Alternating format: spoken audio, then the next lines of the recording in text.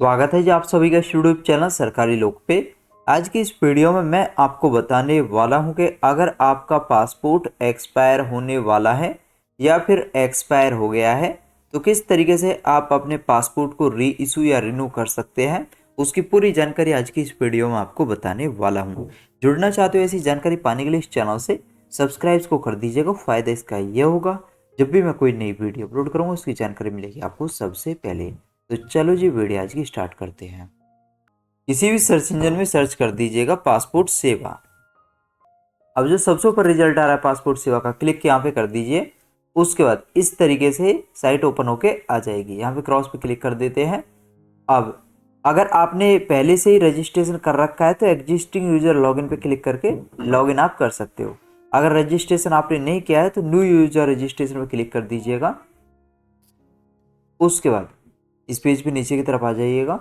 यहाँ पे जो आपका करंट एड्रेस है, जो वर्तमान पता है, जो प्रेजेंट एड्रेस है, उसके अकॉर्डिंग पासपोर्ट ऑफिस सेलेक्ट कर लीजिएगा। यहाँ पे आप अपना नाम डाल दीजिएगा। जैसे अगर आपका नाम है मोहन सिंह शर्मा तो मोहन स्पेस सिंह यहाँ पे आ जाएगा, शर्मा यहाँ पे आ जाएगा। अगर आपका नाम सिंपली मोहन है तो मोहन यहाँ पे आ जाएगा। तो जो भी आपका नाम वो यहाँ पे डाल दीजिएगा। यहाँ पे डेट ऑफ बर्थ डाल दीजिएगा। यहाँ पे ईमेल आईडी डाल दीजिएगा। अगर आप अपनी ईमेल आईडी को ही लॉगिन आईडी बनाना चाहते हो तो यस पे क्लिक करोगे तो आपकी ईमेल आईडी ही यहाँ पे लॉगिन आईडी बन के आ जाएगी। अगर आप कोई डिफरेंट लॉगिन आईडी बनाना चाहते हो तो यहाँ पे नो पे क्लिक रहने दीजिएगा और यहाँ पे वो लॉगिन आईडी आप डाल दीजिएगा जो आप रखना चाहते हो, जो बनाना चाहते हो। तो यहाँ पे हम लॉगिन आईडी बना लेते हैं। जैसे सिंपली मोहन शर्मा डाल लेते हैं और चेक अवेलेबिलिटी पर क्लिक करके अवेलेबिलिटी चेक कर लेते हैं। तो ये लॉगिन आईडी अवेलेबल नहीं है तो कुछ इसमें बाद में ऐड कर लेते हैं। यहाँ पे हम JI ये और लगा के देख लेते हैं और चेक अवेलेबिलिटी पर क्लिक करते हैं। तो ये जो लॉगिन आईडी है ये अवेलेबल है तो इसका हम यूज कर सकते हैं। तो इसी तरीके से आप बना सकते हैं। और अगर आप सिंपली अपनी ईमेल आईडी को लॉगिन आईडी बनाना चाहते हो तो ईमेल आईडी यहाँ पे डाल के इस पे क्लिक करोगे तो ऑटोमेटिक आपकी ईमेल आईडी ही लॉगिन आईडी बन जाएगी। ठीक है, उसके बाद नीचे की तरफ आओगे, यहाँ पे पासवर्ड डाल लीजिएगा बना के। पासवर्ड किस तरीके से आपको बनाना है वो मैं आपको बता देता हूँ। इस तरीके से पासवर्ड आप बना सकते हैं। जो भी पासवर्ड बना रहे हो आप उसमें upper case, lower case, special character, numeric combination होना चाहिए। इस तरीके से पासवर्ड आप बना सकते हो। तो यहाँ पे आप पासवर्ड डाल दीजिएगा। ठीक है, जो भी आपने बनाया है वो यहाँ पे आप डाल दीजिएगा। उसके बाद जो पासवर्ड आपने यहाँ पे डाला है वो सेम पासवर्ड आपको यहाँ पे भी डालना है।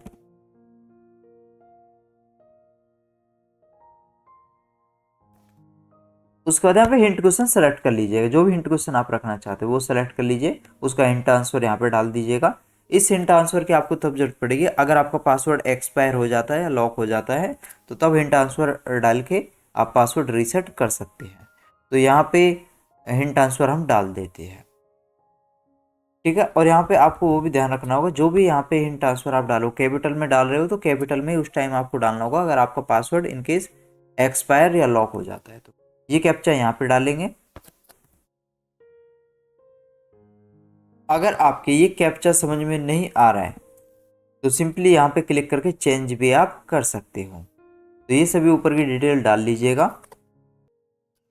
ठीक है जी, और यहाँ पे जो रजिस्टर का ऑप्शन है इस पर क्लिक कर दीजिएगा।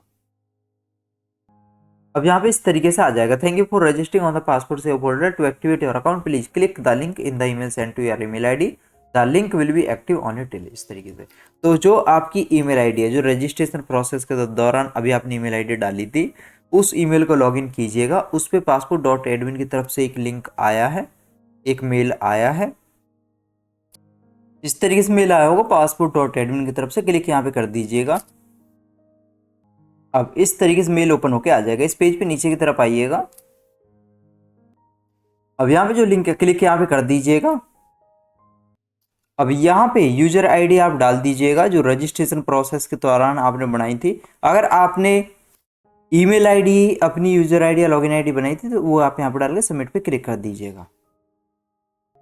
जो भी आपने बनाई थी वो यहाँ पे डाल के सबमिट पे क्लिक कर दीजिएगा। अब यहाँ पे आ जाएगा your account has been activated successfully. अब यहाँ पे क्लिक हेयर टू लॉगिन पे आप क्लिक कर सकते हो या होम पे क्लिक कर सकते हो। अब इस तरीके से ओपन होके आ जाएगा। क्रॉस पे क्लिक कर देते हैं। उसके बाद एग्जिस्टिंग यूजर लॉगिन पे क्लिक कर देंगे। यहाँ पे लॉगिन आईडी डाल देंगे जो अभी हमने एक्टिवेट की थी और कंटिन्यू पे क्लिक कर देंगे। अब इस तरीके से ओपन होकर आ जाएगा। आप पासवर्ड डाल दीजिएगा, एक कैप्चा यहाँ पर डाल के लॉगिन पे क्लिक कर दीजिएगा। अब इस तरीके से लॉगिन होके आ जाएगा। अब यहाँ पे अप्लाई फॉर फ्रेश पासपोर्ट / री इशू ऑफ पासपोर्ट पे क्लिक कर सकते हो, या यहाँ पे भी आप क्लिक कर सकते हो। उसके बाद इस तरीके से आ जाएगा। अब यहाँ पे क्लिक कीजिएगा, click here to fill the application form. अब इस तरीके से ओपन होके आ जाएगा। अगर इस तरीके से ओपन होके नहीं आया है, स्टेट और डिस्ट्रिक्ट मांग रहा है, तो जो आपका प्रेजेंट एड्रेस है उसके अकॉर्डिंग स्टेट और डिस्ट्रिक्ट आप सेलेक्ट कर लोगे, इस तरीके से आ जाएगा। अप्लाइंग फॉर, तो री इशू ऑफ पासपोर्ट पे क्लिक कीजिएगा। तो आप पासपोर्ट रिन्यू नहीं कर सकते, री इशू भी कर सकते हैं। पासपोर्ट री इशू ही होता है, रिन्यू नहीं होता। जब जब भी आप पासपोर्ट दोबारा से अप्लाई करोगे तो वो री इशू ही होता है, चाहे आप कुछ भी चेंज कर रहे हो या पासपोर्ट की वैलिडिटी एक्सपायर हो गई है या एक्सपायर होने वाली है, तो उस केस में री इशू ही होता है। तो री इशू ऑफ पासपोर्ट पे क्लिक करोगे। उसके बाद यहाँ पर रीजन सेलेक्ट कर लीजिएगा कि आखिर आप क्यों री इशू कर रहे हो। अगर वैलिडिटी 2 साल के अंदर एक्सपायर हुई है या 1 साल के अंदर एक्सपायर होने वाली है तो यहाँ पे क्लिक कीजिए। अगर वैलिडिटी को, पासपोर्ट की वैलिडिटी को एक्सपायर हुए 3 साल से भी ज़्यादा का टाइम हो चुका है तो यहाँ पे क्लिक कीजिए।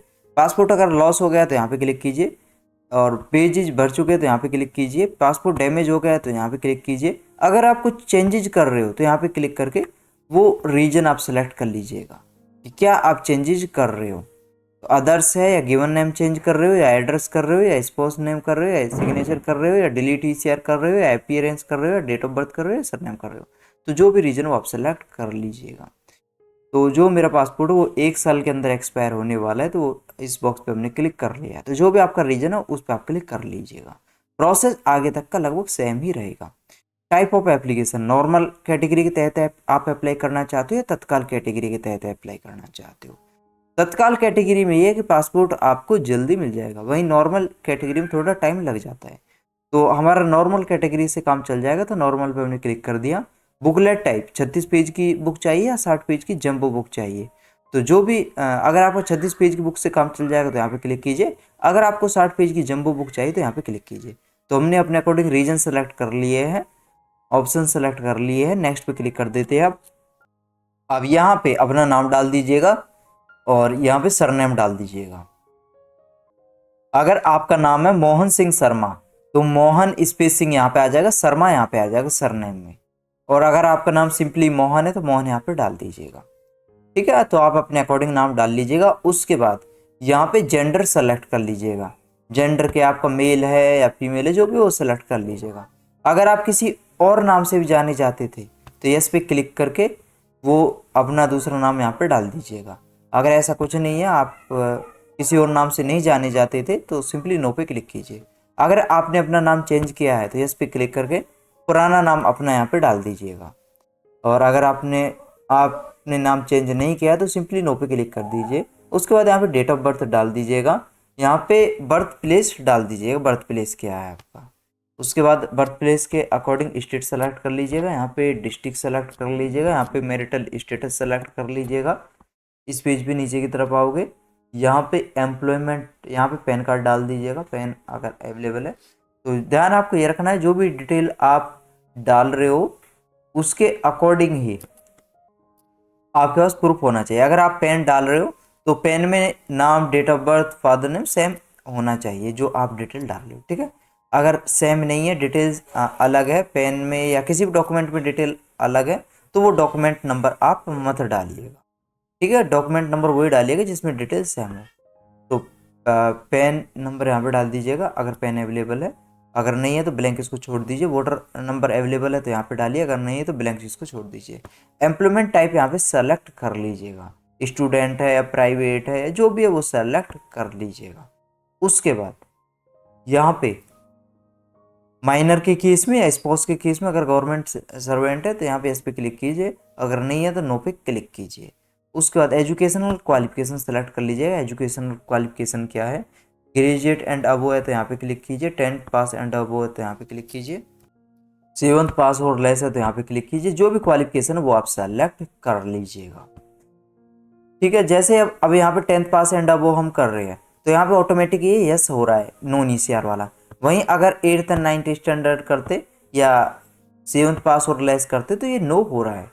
तो इसके लिए अगर क्वालिफिकेशन की बात करें, मिनिमम इसके लिए 10th का सर्टिफिकेट होना चाहिए नॉन ईसीआर पासपोर्ट के लिए। बाकी 10th का सर्टिफिकेट अगर नहीं है तो यहाँ पे डॉक्यूमेंट और भी दिए हुए हैं। बाकी अगर एज एप्लीकेंट की एज 50 से 50 से ऊपर है तो उस केस में ये एज के अकॉर्डिंग ऑटोमेटिक यस हो जाएगा, चाहे क्वालिफिकेशन कुछ भी हो। उसके बाद यहाँ पे अगर और जानकारी चाहते हो इससे रिलेटेड तो ऑलरेडी वीडियो मैंने अपलोड कर रखी है, ईसीआर और नॉन ईसीआर में क्या डिफरेंस है उसको आप देख सकते हो। विजिबल मार्क जो पहचान चिन्ह है वो यहाँ पे डाल दीजिएगा, यहाँ पे आधार नंबर डाल दीजिएगा। आधार नंबर अगर अवेलेबल है तो यहाँ पे डाल दीजिए, अगर नहीं है तो ब्लैंक इसको छोड़ दीजिए। तो ये सभी डिटेल डाल लीजिएगा। अगर आधार नंबर अवेलेबल तो यहाँ पे डाल के या यस पे क्लिक करके नेक्स्ट पे क्लिक कीजिएगा। अगर आधार अवेलेबल नहीं है तो ब्लैंक छोड़ दीजिए और नेक्स्ट पे क्लिक कर दीजिए। उसके बाद यहाँ पे फादर नेम डाल दीजिएगा, यहाँ पे फादर के सरनेम डाल दीजिएगा, यहाँ पे मदर नेम डाल दीजिएगा, यहाँ पे मदर सरनेम डाल दीजिएगा। अगर मैरिड हो तो उस केस में नीचे की तरफ स्पाउस नेम का और आ जाएगा, उसमें स्पाउस नेम डाल दीजिएगा। अगर अनमेरिड हो तो ये आपको दिखेगा सिंपली, यहाँ फादर नेम डाल दीजिएगा, यहाँ पे मदर नेम डाल दीजिएगा और यहाँ पे सरनेम ऐड कर लीजिएगा। ठीक है, जैसे अगर फादर का नाम है रोहन सिंह शर्मा तो रोहन स्पेस सिंह यहाँ पे आ जाएगा, शर्मा यहाँ पे आ जाएगा। तो ये डिटेल डाल के नेक्स्ट पे क्लिक कर दीजिए। उसके बाद यहाँ पे प्रॉपर एड्रेस डाल दीजिए, फ्लैट नंबर या हाउस नंबर जो भी वो यहाँ पे डाल दीजिएगा।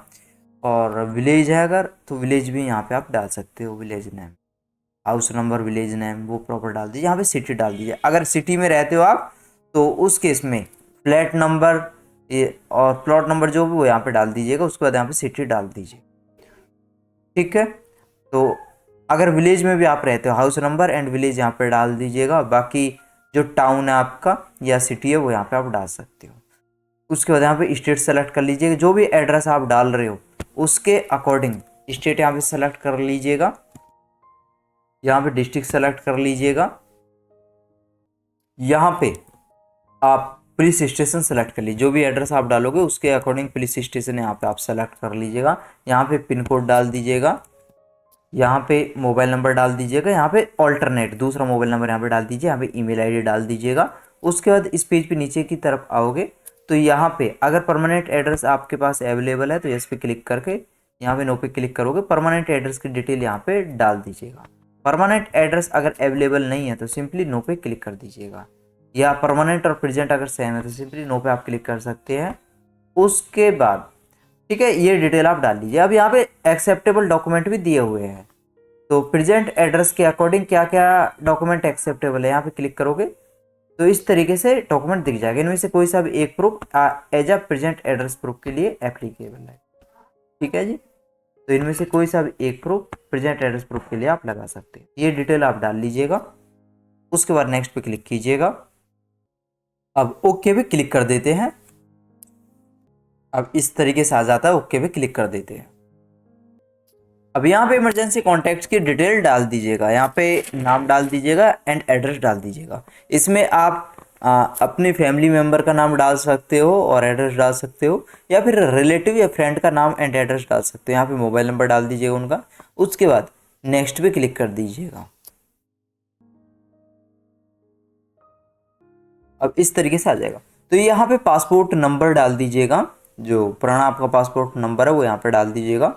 उस पासपोर्ट में ये सभी डिटेल आपको दिख जाएगी। पासपोर्ट नंबर यहाँ पे डाले, किस डेट में इशू हुआ था वो यहाँ पे डाले, किस डेट में एक्सपायर हुआ था वो यहाँ पे डाले, और किस जगह से वो इशू हुआ था वो यहाँ पे डाले। फाइल नंबर यहाँ पे डाल दीजिएगा और यहाँ पे डिटेल्स और प्रीवियस यहाँ पे नोट अवेलेबल पे हम क्लिक कर लेंगे।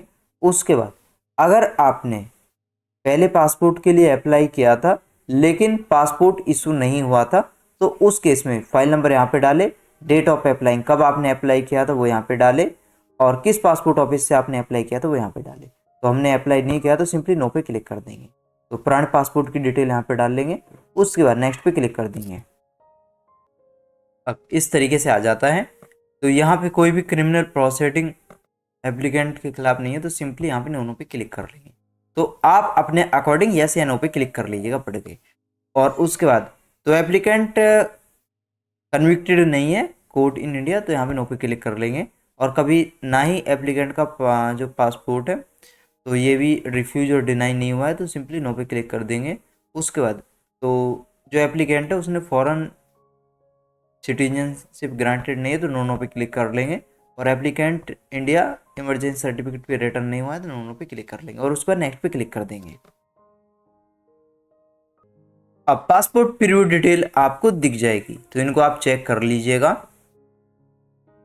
और अगर सब कुछ सही है तो नीचे की तरफ आके नेक्स्ट पे क्लिक कर दीजिए। अगर कुछ डिटेल्स गलत है तो प्रीव्यू पे क्लिक करके उन डिटेल्स में आप करेक्शन कर सकते हो।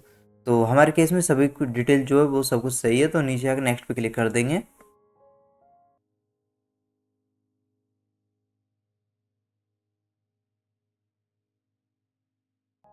अब इस तरीके से ओपन होके आ जाता है।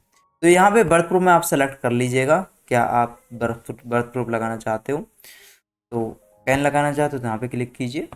आधार लगाना चाहते हो तो ऊपर की तरफ आधार आपको दिख जाएगा, तो जो भी आप लगाना चाहते हो उस पर आप क्लिक कर दीजिए। उसके बाद यहाँ पे एड्रेस प्रूफ में क्या लगाना चाहते हो वो यहाँ पे सेलेक्ट कर लीजिए। तो पासबुक लगाना चाहेंगे हम, तो पासबुक यहाँ पे सेलेक्ट कर लिया है, तो आप अपने अकॉर्डिंग यहाँ पे सेलेक्ट कर लीजिएगा। उसके बाद यहाँ पे प्लेस डाल लीजिएगा, एड्रेस के अकॉर्डिंग प्लेस यहाँ पे डाल लीजिएगा। उसके बाद इस बॉक्स पे क्लिक करके सेव माई डिटेल्स पे क्लिक कीजिएगा, तो डिटेल ये सेव हो जाएगी। उसके बाद प्रीव्यू एप्लीकेशन फॉर्म पे क्लिक करोगे तो जो भी डिटेल आपने डाली है वो कंप्लीट इन्फॉर्मेशन आपके सामने ओपन होके आ जाएगा, कंप्लीट फॉर्म आपके सामने ओपन होके आ जाएगा। उसको आप चेक कर लीजिएगा, और अगर कुछ डिटेल्स बाय मिस्टेक आपसे गलत डल गई है तो प्रूव पे क्लिक करके उन डिटेल्स में आप करेक्शन कर सकते हो। और अगर सब कुछ आपने सही डाला है तो सिंपली सबमिट फॉर्म पे आप क्लिक कर दीजिएगा। अब यहाँ पे इस तरीके से ओपन होके आ जाता है। तो पेमेंट और अपॉइंटमेंट करने के लिए यहाँ पे क्लिक कर दीजिएगा, पे एंड शेड्यूल अपॉइंटमेंट पे। अब इस तरीके से आ जाएगा, सिंपली ये जो सर्कल है क्लिक यहाँ पे कर दीजिए और नेक्स्ट पे क्लिक कर दीजिएगा। अब नेक्स्ट पे क्लिक कीजिए, अब इस तरीके से आ जाएगा। तो यहाँ पे पासपोर्ट ऑफिस आप सेलेक्ट कर लीजिए जिसमें अपॉइंटमेंट आप करना चाहते हो, तो यहाँ पे क्लिक कर लेंगे हम। तो हमने अपने अकॉर्डिंग पासपोर्ट ऑफिस सेलेक्ट कर लिया है, ये कैप्चा यहाँ पे डाल दिया है, नेक्स्ट पे क्लिक कर देते हैं। अब इस तरीके से ओपन होके आ जाता है। तो यहाँ पे अपॉइंटमेंट दिख जाएगा, कब के अपॉइंटमेंट चल रही है, कब के अपॉइंटमेंट बुक हो रहे हैं। पेमेंट यहाँ पे आपको दिख जाएगा, आपके केस में कितना पेमेंट आपको करना है। ठीक है, यहाँ पे मोबाइल नंबर आपको दिख जाएगा। तो आपके केस में पेमेंट कम या ज़्यादा हो सकती है, तो हमको हमारे केस में 1500 रुपये पेमेंट लग रहा है। तो यहाँ पे अगर आप किसी दूसरी डेट का अपॉइंटमेंट करना चाहते हो तो यहाँ पे वो डेट सेलेक्ट कर लीजिए, कैलेंडर पे क्लिक करोगे इस तरीके से कैलेंडर ओपन होके आ जाएगा। तो इनमें जो भी ग्रीन डेट है इन डेटों में किसी का भी अपॉइंटमेंट आप कर सकते हो। तो हम अपने अकॉर्डिंग डेट सेलेक्ट कर लेते हैं। उसके बाद पेमेंट और अपॉइंटमेंट करने के लिए यहाँ पे क्लिक कर देंगे। अब इस तरीके से आ जाएगा। तो यहाँ पे ओके आई अंडरस्टैंड पे क्लिक कर देते हैं। अब इस तरीके से काफ़ी ऑप्शन आपको दिख जाएंगे जिनके थ्रू आप पेमेंट कर सकते हो। नेट बैंकिंग से पेमेंट करने के लिए यहाँ पे क्लिक करें, स्टेट बैंक नेट बैंकिंग से। अदर बैंक नेट बैंकिंग से पेमेंट के लिए यहाँ पे क्लिक करें, स्टेट बैंक डेबिट कार्ड से पेमेंट करने के लिए यहाँ पे क्लिक करें, अदर बैंक डेबिट कार्ड से पेमेंट के लिए यहाँ पे क्लिक करें, क्रेडिट कार्ड से पेमेंट के लिए यहाँ पे क्लिक करें, यूपीआई से पेमेंट के लिए यहाँ पे क्लिक करें। अब जैसे मैं स्टेट बैंक डेबिट कार्ड से पेमेंट करना चाहता हूँ तो क्लिक यहाँ पे कर देता हूँ। अब इस तरीके से आ जाता है, कन्फर्म पे क्लिक कर देते हैं। अब यहाँ पे कार्ड नंबर डालेंगे, किस मंथ ईयर में कार्ड एक्सपायर हो रहा हो यहाँ पे डालेंगे, किन के नाम पे कार्ड है उनका नाम यहाँ पे डालेंगे, सीवीवी की 3 डिजिट कार्ड के पीछे दिख जाएगी वो यहाँ पे डालेंगे, एक कैप्चा यहाँ पे डाल के पेमेंट करने के लिए पे पर क्लिक कर देंगे। अब कार्ड से जो मोबाइल लिंक ओटीपी उस पर चला गया है वो ओटीपी यहाँ पे डाल के पेमेंट के लिए मेक पेमेंट पे क्लिक करोगे। अब यहाँ पे इस तरीके से आ जाएगा। तो पेमेंट सक्सेसफुली हो चुकी है। इस पेज पे आप 10 सेकंड वेट कर सकते हो या क्लिक हियर पे क्लिक कर सकते हो। अब इस तरीके से सक्सेसफुली अपॉइंटमेंट बुक हो जाएगा और आपके सामने इस तरीके से ओपन होके आ जाएगा। अपॉइंटमेंट डिटेल की इन्फॉर्मेशन आपके मोबाइल पे भी एसएमएस में आ गई होगी। तो पेमेंट अपॉइंटमेंट रिसिप्ट निकालने के लिए यहाँ पे प्रिंट एप्लीकेशन रिसिप्ट पे क्लिक करोगे। अगर अपॉइंटमेंट आपका बुक नहीं हुआ है, एरर आ गया है या पेमेंट पेंडिंग में चली गई है या पेमेंट हो चुकी है अपॉइंटमेंट नहीं हुआ है, तो इस वीडियो के लास्ट में उसका भी तरीका मैं आपको बताने वाला हूँ। तो इससे रिलेटेड ऑलरेडी वीडियो मैंने अपलोड कर रखी है, उसी के बारे में इस वीडियो के लास्ट में मैं आपको बता दूंगा। तो अपॉइंटमेंट हमारा सक्सेसफुल हो चुका है। तो अपॉइंटमेंट रिसिप्ट निकालने के लिए यहाँ पे क्लिक कर देंगे। अब इस तरीके से आ जाते हैं, इस पेज पे नीचे की तरफ आ जाते हैं। यहाँ पे अगर अपॉइंटमेंट डिटेल से रिलेटेड एसएमएस आपके पास आ गया है तो अच्छी बात है, अगर नहीं आया है तो यहाँ पे क्लिक करके आप रिसीव कर सकते हो। अपॉइंटमेंट रिसिप्ट निकालने के लिए यहाँ पे प्रिंट एप्लीकेशन रिसिप्ट पे क्लिक करोगे। अब ओके पे क्लिक कर दीजिए। अब इस तरीके से अपॉइंटमेंट रिसिप्ट आपके सामने ओपन होके आ जाएगी। इसको आप सेव करना चाहते हो सेव कर सकते हो, प्रिंट निकालना चाहते हो प्रिंट निकाल सकते हो, डाउनलोड करना चाहते हो तो डाउनलोड आप कर सकते हो। अब बात कर लेते हैं जिस डेट का आपका अपॉइंटमेंट है उस डेट में कौन कौन से डॉक्यूमेंट लेके जाने हैं। तो फर्स्ट एप्लीकेशन फॉर्म आप लेके जाइएगा। एप्लीकेशन फॉर्म निकालने के लिए अपना आप लॉगिन कर लीजिएगा अकाउंट। उसके बाद इस तरीके से आएगा। अब यहाँ पे आप व्यू सेव्ड / सबमिटेड एप्लीकेशंस पे क्लिक कीजिएगा। लॉगिन का मैं आपको बता देता हूँ किस तरीके से कर सकते हो। यहाँ पे एग्जिस्टिंग यूजर लॉगिन पे क्लिक करोगे, लॉगिन आईडी डालोगे, कंटिन्यू पे क्लिक करोगे, उसके बाद अकाउंट लॉगिन हो जाएगा, इस तरीके से आ जाएगा। अब व्यू सेव्ड / सबमिटेड एप्लीकेशन पे क्लिक करोगे, यहाँ पे भी आप क्लिक कर सकते हो या यहाँ पे क्लिक कर सकते हो। अब जितनी भी एप्लीकेशन आपने डाल रखी है, जितने फाइल डाल रखे हैं, उन सभी की लिस्ट आपको यहाँ पे दिख जाएगी। तो उस एप्लीकेशन को सेलेक्ट कर लीजिएगा जिसका एप्लीकेशन फॉर्म आप निकालना चाहते हो। उसके बाद यहाँ पे क्लिक करके एप्लीकेशन फॉर्म आप निकाल सकते हो। अपॉइंटमेंट रिसिप्ट निकालना चाहते हो तो यहाँ पे क्लिक करके अपॉइंटमेंट रिसिप्ट आप निकाल सकते हो। प्रिंट एप्लीकेशन रिसिप्ट पे क्लिक करके उसके बाद पेज पे नीचे की तरफ आओगे तो प्रिंट रिसिप्ट पे क्लिक करके अपॉइंटमेंट रिसिप्ट निकाल सकते हो। बाकी अपॉइंटमेंट अगर बुक करना चाहते हो, पेमेंट सक्सेसफुल हो चुकी है, अपॉइंटमेंट बुक करना चाहते हो तो पेमेंट एंड अपॉइंटमेंट पे क्लिक करके पे एंड शेड्यूल अपॉइंटमेंट पे क्लिक करके अपॉइंटमेंट आप बुक कर सकते हो। अगर पेमेंट आपकी पेंडिंग में चली गई है तो यहाँ से आप पेमेंट स्टेटस वेरीफाई कर सकते हो। ट्रैक ऐप पेमेंट स्टेटस पे क्लिक करके वेरीफाई आप कर सकते हो। बाकी पेमेंट रिसिप्ट भी अगर निकालना चाहते हो तो रिसिप्ट पे आपको दिख जाएगा। रिसिप्ट पे क्लिक करोगे तो पेमेंट रिसिप्ट का दिख जाएगा, उस पर आप क्लिक करके निकाल सकते हो। तो फर्स्ट एप्लीकेशन फॉर्म वो यहाँ से निकाल सकते हो। सेकंड अपॉइंटमेंट रिसिप्ट वो आप यहाँ से निकाल सकते हो।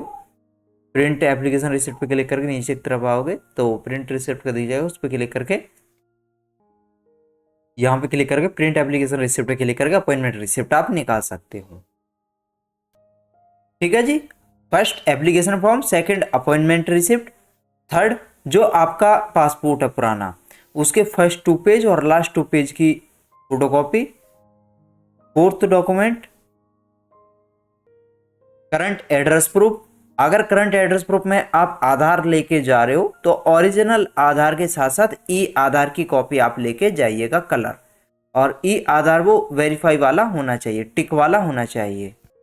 ठीक है, इस तरीके का टिक उसमें ई आधार में होना चाहिए। इस वीडियो में मैंने बताया हुआ भी है किस तरीके से आप वेरीफाई कर सकते हो। अगर आपका क्वेश्चन मार्क वाला ई आधार है तो वो आप लेके मत जाइए कि ये जो साइन वाला है इस तरीके का जो है, इस तरीके का आप लेके जाइएगा। ठीक है, तो इस वीडियो को आप देख सकते हो, इसका लिंक नीचे डिस्क्रिप्शन बॉक्स में प्रोवाइड करा दूंगा, उस पर क्लिक करके सीधा आप इसको देख सकते हो। पूरा प्रोसेस बताया हुआ है कि किस तरीके से आप वेरीफाई कर सकते हो अपने ई आधार को। फिफ्थ डॉक्यूमेंट आपका बर्थ प्रूफ। 6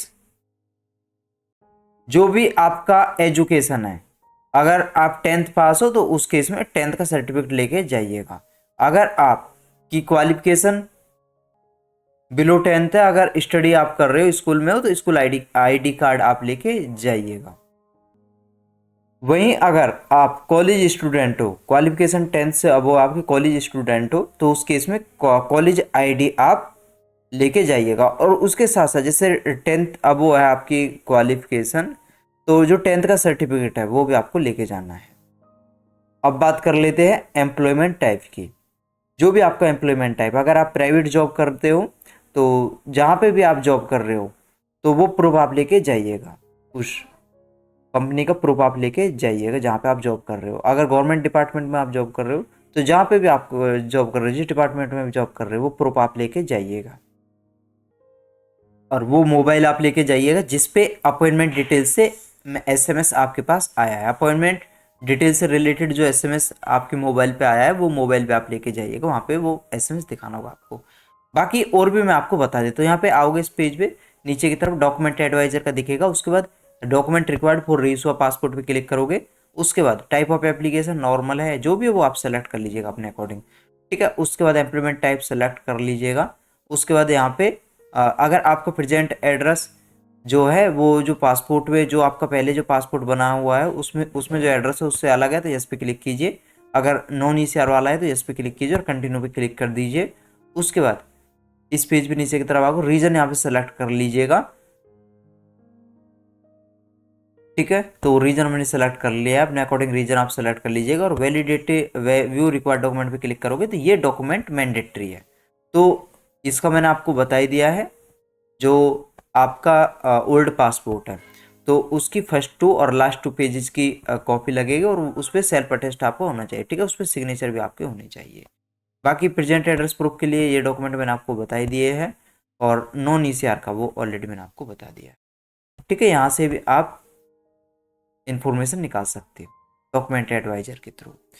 तो ये जो भी डॉक्यूमेंट मैंने आपको बताए हैं और इसके साथ साथ जो भी आपके पास सपोर्टिंग डॉक्यूमेंट है, जो जो डिटेल आपने डाली है उसके अकॉर्डिंग जो जो आपके पास एक्स्ट्रा डॉक्यूमेंट है, जो जो एप्लीकेबल डॉक्यूमेंट है, उन सभी डॉक्यूमेंटों को उस डेट में आपको लेके जाना है जिस डेट का अपॉइंटमेंट आपने बुक किया है। उस डेट में पासपोर्ट ऑफिस से लेके जाइएगा और डॉक्यूमेंट वेरीफाई करा दीजिएगा। जैसे ही सक्सेसफुल वहाँ पे डॉक्यूमेंट वेरीफाई हो जाते हैं, फाइल नंबर लग जाता है, सब कुछ सही अगर रहता है, सक्सेसफुल सारा प्रोसेस आपका कंप्लीट हो जाता है, तो उसके कुछ दिन बाद ही जो आपका पुलिस स्टेशन है वहाँ पे रिक्वेस्ट आएगी आपकी पुलिस वेरिफिकेशन के लिए या पुलिस इंक्वायरी के लिए। और जैसे ही आपकी पुलिस वेरिफिकेशन या पुलिस इंक्वायरी कंप्लीट हो जाएगी तो सक्सेसफुली अगर कंप्लीट हो जाती है सब कुछ, अगर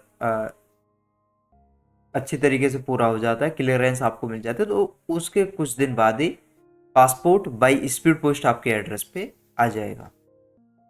वहीं अगर आपने तत्काल कैटेगरी के तहत पासपोर्ट के लिए अप्लाई किया था तो पासपोर्ट ऑफिस में जब डॉक्यूमेंट वेरीफाई आप करा दोगे उसके बाद सब कुछ अगर सही रहता है कुछ दिन में ही आपका पासपोर्ट आपके एड्रेस पे आ जाएगा और उसके बाद पुलिस वेरिफिकेशन होगी, ठीक है। नॉर्मल केस में क्या होता है, पुलिस वेरिफिकेशन पहले होती है, पासपोर्ट बाद में मिलता है। वहीं तत्काल कैटेगरी में क्या होता है, पासपोर्ट पहले मिल जाता है और जो पुलिस वेरिफिकेशन वो बाद में हो। तो ये पूरी जानकारी है जी। बाकी और भी इन्फॉर्मेशन आप निकालना चाहते हो तो काफ़ी वीडियो हमने अपलोड कर रखे पासपोर्ट रिलेटेड। प्लेलिस्ट पे आप क्लिक करोगे, हमारे इस चैनल पे आके प्लेलिस्ट पे क्लिक करोगे, नीचे की तरफ आप आओगे तो यहाँ पे जो पासपोर्ट वाला है 81 वीडियो अभी अपलोड कर रखी है, यहाँ पे व्यू फुल प्लेलिस्ट पे क्लिक करोगे तो पासपोर्ट रिलेटेड जितनी भी वीडियो हमने अपलोड कर रखी है वो सभी आपको दिख जाएगी। अलग अलग स्टेटस के बारे में बताया हुआ है कि जो पासपोर्ट एप्लीकेशन जो है, जो फाइल का स्टेटस देखते हो तो उसमें क्या स्टेटस आ रहा है, उसका क्या मतलब होता है, वो सब भी वीडियो मैंने अपलोड कर रखी है।